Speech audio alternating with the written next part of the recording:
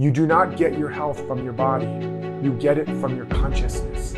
When you believe that there's a power and a substance separate from you, then it is done unto you as you believe. And you may not actually get sick, but you will go through the fear and the doubt and the worry.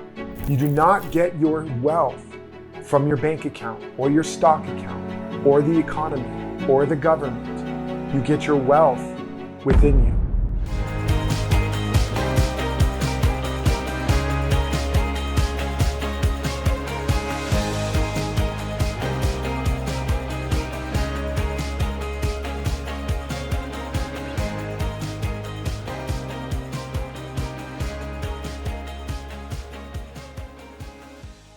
I'm coming to you today just to talk about how to manage fear and doubt in a crazy world, how to manage fear and doubt in a world that has gone mad. And I'm not saying that as a judgment about the world or about anybody, because the world is always crazy. The world is always chaotic.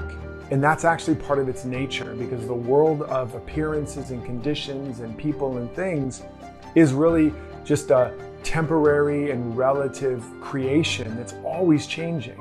It's a collective expression of the infinite perfection that is emerging and unfolding. And what happens in times of crisis, whether it's a health crisis or a financial crisis or a relationship crisis, in other words, when the structures that we've depended on fall apart, when they're no longer stable, when we can't really depend on people, places, or conditions to find our sense of safety, security, support, in whatever way, abundance, love, companionship, etc. When they fall apart, it's a crisis. And the purpose of it is not for us to dig even more deeply into our control patterns, our fear patterns, our coping mechanisms, our mere survival and adaptation mechanisms. That's the way of the ego. That what's really happening when the structures become unstable and when the structures begin to break down, when comfort, convenience, and control start to crumble. What the call is, the veil is thin, the ego is actually getting weaker. That's why it's acting out. That's why it's freaking out. That's why there's tons of fear, is that there's an opportunity for real freedom. There's the beginning of the opportunity to really break through the illusion of separation and break through the illusion that our sense of safety, security, support, well-being, peace, joy has anything to do with conditions. That when the conditions fail us, that's our opportunity to discover that we were never victims, we were never dependent on conditions in the first place. That's our opportunity to find the source of our salvation, of our safety, of our support, of our freedom, and of our fulfillment in the only place it's ever been, within us. That's when the structures become unstable. This is what it meant that the meek would inherit the earth. That when the structures become unstable, now is the time to find the real source of whatever appears to be falling apart. The financial collapse, lots of money seemingly disappearing. But what is the real source of our wealth and abundance? And what we think of as wealth and abundance, safety, security, power, confidence, well-being. When our physical body is challenged or there's the threat to our health and well-being, what is the real source of our health? Is it in our material body? Is the power of sickness and disease or health and well-being really in the material parts of our body or in germs or infection? The greatest spiritual masters and teachers throughout the ages have all taught one fundamental truth. Whether you're Buddhist, Jewish, Christian, Hindu, it doesn't matter. The fundamental truth is that all power, all substance, all security, all support, all freedom, all well-being, all peace, all joy, all love, in fact, everything that we could ever need to be all that we were created to be is within us. And now is the time to take those great teachings and actually make them real for us. It's true. The kingdom of heaven is within you. It's true, nirvana is within you. It's true that within you, within your consciousness, is inexhaustible power and wisdom and genius and abundance and energy and life. You do not get your health from your body. You get it from your consciousness. You do not get sickness merely from something outside of you. When you believe that there's a power and a substance separate from you, then it is done unto you as you believe. And you may not actually get sick, but you will go through the fear and the doubt and the worry. You do not get your wealth from your bank account or your stock account or the economy or the government. You get your wealth within you. It's time to not lean on resources, but to lean on the source. It is within you. When they asked the one master teacher, Jesus, what about our food? What about our clothes? What about tomorrow? And he's like, oy vey. Like, stop worrying about everything. Take no anxious thought, but seek first the kingdom of heaven within you and its righteousness, which means an understanding and an application of the right principles. And all of those things you've been worrying about, you've been fighting for, you've been striving for, they will be added unto you. They will be the byproducts.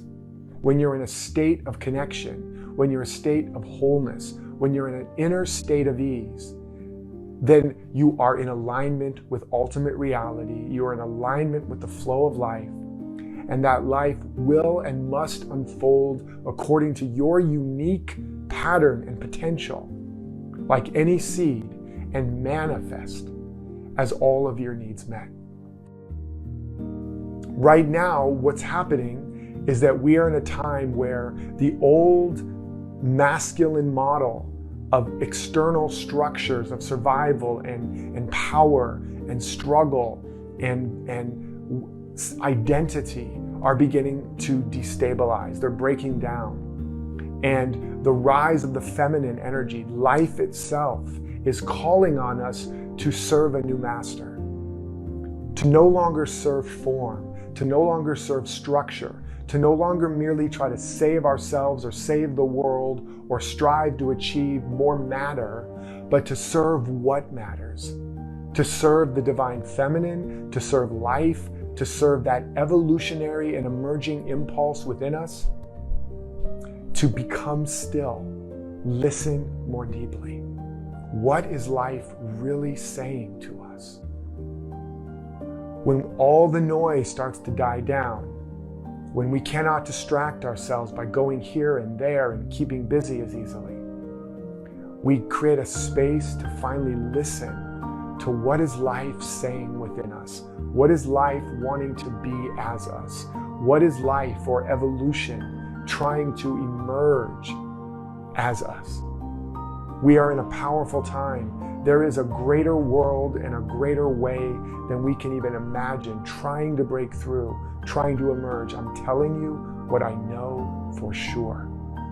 And I'm in it with you. And it's deepening my commitment to the prayer of awakening, which is that more than I want to fix, change, heal, control, manage, or manipulate anyone or anything, including myself, I want to know the truth that makes me free. I want to see with the eyes of God. I want to feel with the heart of God. I want to know with the mind of God. Make me an instrument, a purer, clearer, stronger instrument of life and love and truth, beauty and abundance. Make me a clear instrument of reality, of love. This is our prayer now. Make that commitment, set that intention. Let that be your daily prayer. More than I want to change or control or fix anything or anyone, I want to know the truth that makes me free. I want to be a clear instrument of the highest truth, of the greatest good for me and for everyone that I'm connected to. Use me, life. Use me, love. Use me, truth. Whatever your concept is. Even if you don't believe in any of that stuff, use me, evolution. Use me, evolution, because there is an evolutionary impulse. It's speaking to each and every one of us in a language and in a way that we can understand. but it needs us to sit our butt down, to get quiet, to stop focusing on matter and start focusing on what matters, to start asking more important questions. Who and what am I really? Why am I alive really? What is really life trying to do as me? What is life up to as me? How can I be an ever greater instrument of service and love and compassion and truth in my family, in my community, in my business, in my work, and in the world? When comfort and convenience and control are crumbling, we're being asked to begin to embrace deeper values of compassion, connection, and more expanded consciousness. We're being asked to begin to really identify what matters, to connect with our loved ones, to connect with our deepest projects, to connect with our greater purpose. There's a deeper truth trying to emerge in us. And for you light workers and truth teachers and truth seekers and truth tellers and healers and coaches and artists and authors, what are you going to teach? And what are you going to share? And what are you going to give to the world? If not the deepest gift, which is your presence. And how are you going to give that if you have been so caught up in the busyness and the noise and the chaos of the world that you haven't been able to unwrap and open the gift inside of yourself? This is your time. I promise you, with every fiber of my being, something amazing is happening. Something amazing is emerging. Life is calling us. Let's not let it go to voicemail again, where the universe gets the message, mailbox full. Let's make a deeper commitment to become still more often, to ask deeper questions. Why am I really here? Who am I really? What am I really made of? What is life really up to as me? How do I need to grow and change to become an ever purer, clearer instrument of life and light, love and truth, abundance and well-being, so that I can be the light in the world, whether it's to my children, to my parents, to my spouse, to my family, to my community. It's in us. The whole kingdom of God, of good, the whole universe of infinite wealth and health, wisdom and genius, it's not out there. It's in you. I'm telling you what I know and what you know, where the ego is shaking in its boots, trying to grab onto all kinds of control and coping and distraction and deflection, panic and reaction. Take a breath. Notice what's going on in you. Hold it lovingly to your chest. Say, I hear you. I love you. I got you. We got this. And then become still and say, more than I want to change or fix, control anyone or anything, including myself. I want to know the truth that makes me free. I want to know and be an instrument of ultimate reality. Use me, God. Make me an instrument of love. Make me an instrument of peace. Make me an instrument of the truth. Use me. Send me. I'm willing. I'm ready. I'm able.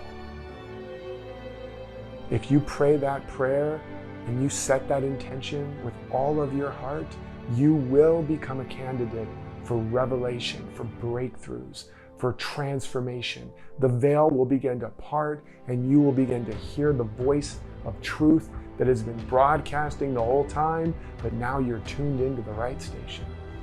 And it will unfold as inspiration, as clarity, as guidance, as healing, as compelling right action and opportunity. We are in a very important time. The veil is thin. There's a miracle waiting for you. Step into the miracle zone with me, and together, where two or more are gathered in agreement that a miracle, a mighty miracle is possible right now. For you and for all of us, then there I am in the midst of them. We can do this. We are doing this. And I am with you. I love you. I appreciate you. Share your comments, share your vision, share your intention, share this with a loved one.